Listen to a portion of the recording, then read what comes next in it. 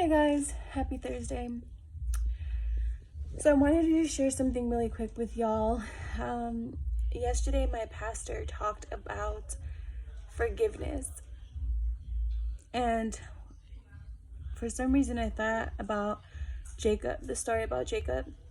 If you know his story, you know that he was a deceiver. He did so many things that were just unrighteous.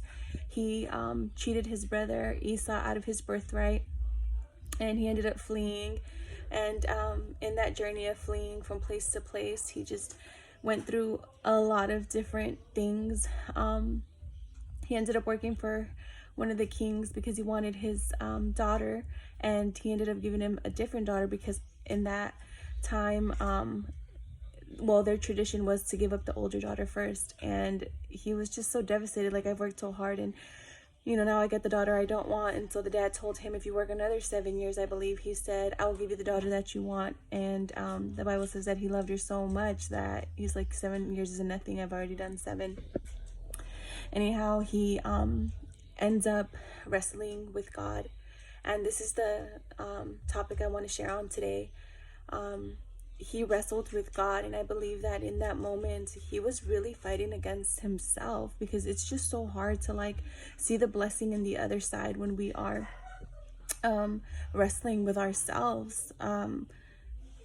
We stay in a place of just being stagnant because we wrap our mind on that one thing, and God's like, it's crazy. Our pastor was talking about the linen garment yesterday, and he said that nobody could sweat or stress in the presence of God, right? And I don't know what in that story, I have to go back and read it, but to me it kind of just sounded like, they would wear the linen garment, and obviously God would see if they're stressed, because my pastor said something about if they would sweat, he would see it, and he didn't want them to be stressed or, just have anxiety, anything. And it's crazy because when we have anxiety, shame, guilt, whatever on ourselves, not our linen garment, but like we're wearing that, because it's how we operate. We can't receive what God has for us, and we can't see past that. So it's just, it amazes me. But what I wanted to talk about was Jacob. Jacob was, unrighteous. Like, from the very beginning, he stole his brother's birthright, and, he sojourned from place to place, fleeing from his brother. He ended up wrestling with God, and, his hip went out. And I believe that it was just a place of like, look, Jacob, you cannot continue to carry all these things that you've been carrying.